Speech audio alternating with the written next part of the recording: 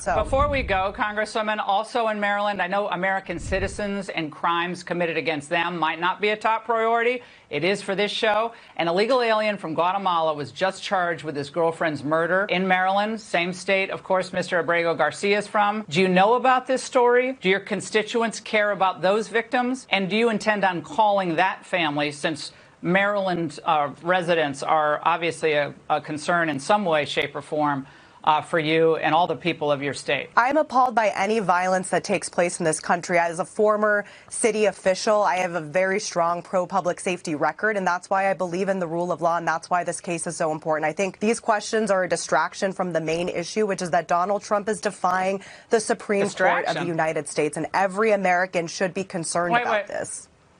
Congresswoman, I know you can't mean that, and I'm not trying to play gotcha here. I know you don't mean that American citizens are distractions. No, their victims aren't distractions. You are changing the subject. Today we are here to talk about the lack of due process for an individual who was illegally deported from this country. That is the subject of this interview. But you have any other act of violence. But Congresswoman, I've given you, just so everyone understands. Yeah, well, the violence committed by illegal immigrants against innocent Americans and legal immigrants has been appalling. It is devastating. Absolutely appalling. Any violence, and I wish there was one moment where Democrats acted like they cared about that. Well, apparently it's all collateral damage to Democrats who sat by with the open border.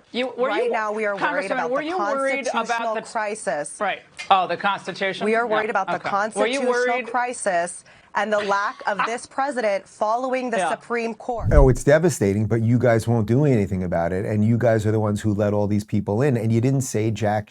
So what about the due process for the people who've been murdered? What about the due process for the people who had a son die of fentanyl, or who just are a little bit concerned when they're walking down the street because there's suddenly all of these illegals there? How about that? You guys didn't care about any of that. As a matter of fact, you did everything possible to run cover for it, as 12 to what we think now could be as many as 15 million people came into the country in 4 years.